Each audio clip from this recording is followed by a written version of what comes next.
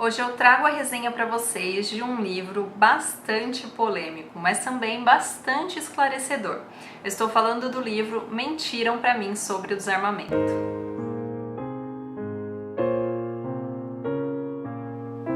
Eu começo esse vídeo dizendo que hoje eu vou precisar muito da ajuda de vocês, porque eu sei que o tema do livro é sensível aqui na plataforma e muito provavelmente, além de ser desmonetizada, também vão reduzir o alcance desse vídeo. Por isso eu peço que assim que ele acabar, vocês compartilhem o máximo possível para que a gente alcance aí um número razoável de pessoas. Então, é isso. Agora vamos para a resenha. O livro Mentiram para mim sobre o desarmamento foi publicado pela Vídeo Editorial e escrito por Flávio Quintela e Benê Barbosa. O livro é dividido em 10 capítulos e 2 apêndices. Do primeiro ao 9º capítulo é falado sobre as principais mentiras que mais ouvimos acerca das armas. No 10º capítulo é feito um resumo sobre as principais verdades referente ao tema. No primeiro apêndice é falado sobre o Programa Nacional de Direitos Humanos e no segundo apêndice sobre o Estatuto do Desarmamento. Como vocês podem ver, o livro é bem fininho, apenas 174 páginas, mas ele aborda bastante coisa. Por isso, no vídeo de hoje, eu vou fazer apenas uma passagem bem rápida pelos 9 primeiros capítulos, que são os capítulos que tratam a respeito das mentiras que mais ouvimos por aí acerca do desarmamento. E é claro, eu sempre saliento que é importante que vocês adquiram a obra e leiam, porque jamais a minha passagem rápida pelos capítulos vai substituir a leitura. O meu objetivo com o vídeo de hoje é fornecer argumentos bem básicos que podem dar algum embasamento para vocês conseguirem combater essas principais mentiras que tanto ouvimos por aí. Então vamos para a primeira mentira. O governo quer desarmar as pessoas porque se preocupa com elas. Nesse capítulo, os autores vão nos trazer para a realidade. Eles vão nos mostrar como a nossa visão de Estado é bem infantil. Porque nós imaginamos que, assim como um pai faz proibições para o bem dos seus filhos, o Estado também deve estar pensando no nosso bem quando nos proíbe de ter meios de autodefesa. Mas, como eu disse, essa mentalidade é bem infantil. Através de vários fatos históricos apresentados aqui no livro, nós podemos perceber que o Estado não é esse pai amoroso e que as suas intenções não são de nos proteger, mas de nos controlar. Todo governo ditatorial retira os mecanismos de defesa da população.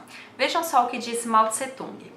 Todo o poder político vem do cano de uma arma. O Partido Comunista precisa comandar todas as armas. Desta maneira, nenhuma arma jamais poderá ser usada para comandar o partido. Ou seja, desde que o mundo é mundo, ditadores retiram as armas da população, pois elas poderiam impedir o poder absoluto do Estado.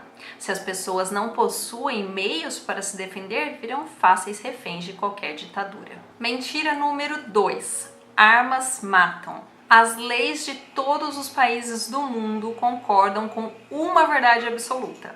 Para que se configure um homicídio, é necessário que exista pelo menos uma pessoa agindo nesse sentido.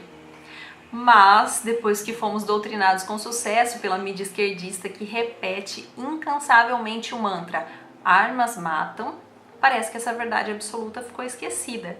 E agora nós temos a sensação de que não existe mais uma pessoa por trás daquela arma puxando o gatilho. Agora, a culpa não é mais das pessoas, mas das armas. Não são mais as pessoas que matam, mas as armas que matam. Bom, o absurdo dessa afirmação de que armas matam é evidente.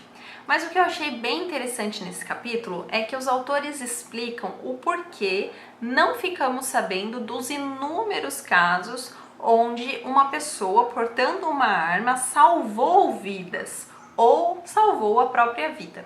E os motivos são 3. O primeiro é a ideologia da mídia. A mídia brasileira é majoritariamente de esquerda, e a esquerda, como todos nós sabemos, é a favor das políticas de desarmamento. Logo, eles não vão dar destaque mesmo para nenhum tipo de notícia que favoreça o uso de armas. O segundo motivo é a noticiabilidade. A mídia, assim como qualquer outro negócio, visa o lucro. E no que diz respeito a notícias, as que mais chamam a atenção são as que dão mais lucro. Notícias com desfecho feliz, tipo um ônibus saiu do seu ponto de partida e chegou tranquilamente com todos a salvo no seu ponto de chegada, não são interessantes, ninguém ia querer ver esse tipo de notícia. Mas se a notícia fosse: um ônibus capotou e morreram todos os passageiros, ia chamar muito mais atenção. Então esse tipo de notícia, esse tipo de desgraça, digamos assim, dá mais lucro. Em outras palavras, notícia ruim vende mais. E por fim, ainda há uma escassez de relatos. Crimes com vítima geram relatórios policiais e esses relatórios são fornecidos para a mídia. Mas, se a pessoa conseguiu evitar que o crime aconteça, portanto não há morte, pode ser que ela nem registre o boletim de ocorrência e, portanto, as autoridades não ficarão sabendo. E se as autoridades não ficarão sabendo, a mídia muito menos. E agora vamos para a mentira número 3. Países desarmados são mais seguros. Neste capítulo, os autores destroem todo o mito de que a Inglaterra é um exemplo de país seguro e desarmado. Eles explicam como se deu todo o sistema jurídico inglês e mostram que a Inglaterra sempre garantiu o direito à legítima defesa e que, inclusive, foi ela que influenciou as políticas armamentistas dos Estados Unidos. Vemos que no século XVII, o rei Jaime II, com as suas inclinações para a França e para o catolicismo, tentou desarmar a população protestante inglesa, mas não teve sucesso. Foi apenas após a Segunda Guerra que as políticas de desarmamento começaram de fato a ser implementadas na Inglaterra, o que fez os índices de criminalidade subirem tanto que chegou a superar os índices americanos em vários tipos de crime. Além da Inglaterra, os autores também citam como exemplo de fracasso a Austrália, a Jamaica, a Irlanda e o Brasil. Em todos esses, após a política de desarmamento ser implementada, os índices de criminalidade subiram muito. Referente ao Brasil, só para que vocês tenham uma vaga noção, em 2004, o ano que foi implementado a política do desarmamento, nós tínhamos 48.374 homicídios por ano. Em 2012, esse número foi para 56.337. Se aplicamos a política de desarmamento no nosso país e o número de homicídios aumentou, isso já deveria ser suficiente para a gente recusar esse tipo de política. Mas, para argumentar ainda mais, os autores ainda fornecem dados para que a gente tenha uma noção de países que são muito bem armados, como, por exemplo, a República Tcheca, a Suíça e os Estados Unidos, que possuem níveis de criminalidade invejáveis. Ou seja, não dá para engolir essa mentira de que países desarmados são mais seguros quando olhamos para a realidade dos fatos. Mentira número 4. As armas dos criminosos vêm das mãos dos cidadãos de bem. A primeira coisa que nós devemos ter em mente quando nos deparamos com dados e pesquisas fornecidos por esquerdistas é que eles são mestres em adulterar pesquisas para obter o resultado que querem. E no que diz respeito às armas, não é diferente. As pesquisas que eles usam para afirmar que as armas dos criminosos vêm das mãos do cidadão de bem são pesquisas realizadas apenas com armas rastreáveis. Ou seja, eles não incluem nessa amostra de pesquisa as armas que não possuem numeração de série, ou que possuem numeração de série adulterada, ou que são de fabricação caseira, ou que vêm de países onde não identificam suas armas. A pesquisa que eles fazem é mais ou menos assim: eu quero saber quantas brasileiras são feministas. Eu vou fazer essa pesquisa, mas eu vou reduzir a minha pesquisa apenas para brasileiras de cabelo verde. O resultado da minha pesquisa será: 98% das brasileiras são feministas. Ora, mas é claro, eu só entrevistei brasileiras de cabelo verde. Entendeu como funciona? Brincadeiras à parte, se bem que essa brincadeira tem um pouco de verdade, apesar de toda essa manobra, uma ONG desarmamentista chamada Viva Rio chegou à conclusão, através das suas pesquisas, pesquisas essas um tanto duvidosas, é importante salientar, mas ela chegou à conclusão de que antes do Estatuto do Desarmamento, ou seja, quando as pessoas podiam portar armas, apenas 25,6% das armas encontradas nas mãos dos criminosos eram armas que tinham sido roubadas de cidadãos de bem. O que significa que se todos os cidadãos de bem, sem exceção, entregassem as suas armas, ainda assim 75% dos bandidos estariam armados. E não esqueçam que essa pesquisa vem de uma ONG desarmamentista e que essa pesquisa foi um tanto quanto adulterada. Mentira número 5. As armas são produzidas apenas para matar. Nesse capítulo, os autores nos explicam o óbvio. As armas podem ser usadas para uso ofensivo ou para uso defensivo. As pessoas que argumentam dizendo que armas foram feitas apenas para matar, geralmente ignoram o lado defensivo das armas. O argumento delas seria o equivalente a dizer que facas foram feitas apenas para esfaquear, ou que fósforos foram feitos apenas para incendiar. O uso ofensivo das armas é praticado por criminosos que visam matar, machucar ou ameaçar a vítima. Inclusive, mesmo no uso ofensivo, nem sempre a arma foi feita para matar. Muitos bandidos realizam assaltos com armas de brinquedo, que não foram feitas para matar, mas ali a arma tem a intenção de ameaçar. A vítima, se sentindo ameaçada, se rende à vontade do criminoso. Já no uso defensivo, as pessoas nunca atiram para matar sem antes terem sido ameaçadas de morte. O que a legislação vigente fez foi deixar claro para o cidadão comum que se ele lutar para defender a sua vida e conseguir sobreviver, é bom fugir, porque senão ele será punido por não ter morrido nas mãos do bandido. Vejam só a notícia absurda que os autores relatam aqui no livro. Um dentista de 49 anos foi preso por porte ilegal de arma após quase ter o sítio assaltado em Ribeirão Corrente na noite de segunda-feira. Segundo a polícia militar, o homem estava na casa da propriedade quando ouviu um barulho e saiu para checar. Ele avistou então 3 homens encapuzados, tentou correr e foi baleado no braço direito por um dos bandidos. Mesmo ferida, a vítima conseguiu entrar na residência e pegar uma pistola, que não era registrada, e disparar contra os assaltantes que fugiram a pé por uma plantação. Após a ação, o dentista chamou a polícia militar, mas foi preso por não ter o registro do revólver que usou contra os criminosos. Ele teve que pagar uma fiança de R$ 700 para ser liberado.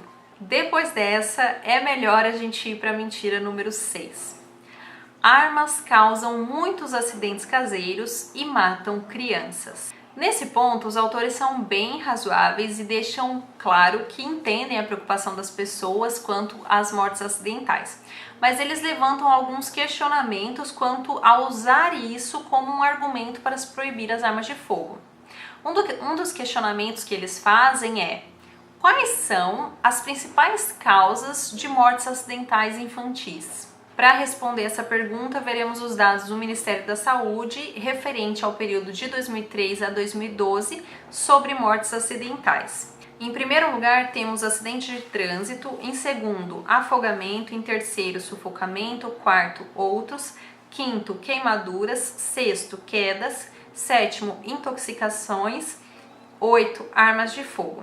Apesar de ninguém cogitar a proibição de automóveis ou de piscinas, porque causam muitas mortes acidentais infantis, usam essa justificativa para a proibição de armas de fogo. Por isso, os autores argumentam, abre aspas, muitas pessoas acham que se uma arma cai no chão, ela quase que certamente disparará, e isso não é verdade. Ainda usando o caso da pistola como exemplo, se ela não estiver pronta para atirar, ou seja, se o ferrolho não tiver sido puxado, a chance de que ocorra um disparo é praticamente nula.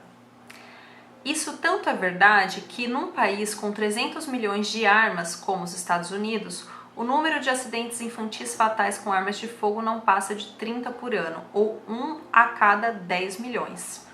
Nenhum eletrodoméstico presente em uma casa tem um índice de segurança tão bom assim. Um liquidificador pode ser mais fatal do que uma arma, assim como uma batedeira, um mixer ou uma torradeira. Todos geralmente à disposição das crianças que se aventurarem a subir numa cadeira e abrir uma gaveta ou porta do armário na cozinha.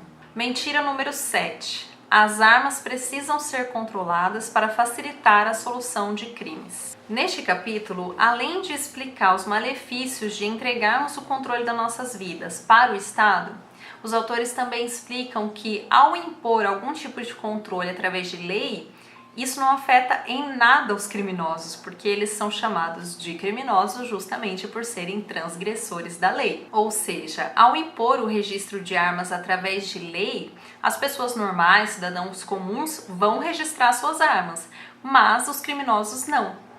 Quando ocorrer um crime, em quase 100% dos casos, os criminosos estarão com armas sem registro, ou então estarão com armas com registro que ele roubou do dono original. E em ambos os casos, o registro não vai servir de nada. E tem mais, essa ideia ineficiente de registro de armas não custa barato, porque são destinados vários policiais para realizar esse registro. Policiais estes que são pagos com nossos impostos e que poderiam estar trabalhando na linha de frente no combate ao crime.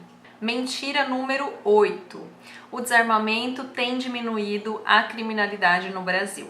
Parafraseando os autores, já seria horrível abrir mão dos nossos direitos essenciais em troca de uma segurança temporária. Pior ainda é abrir mão dos nossos direitos essenciais em troca de nada, porque foi isso que o desarmamento trouxe.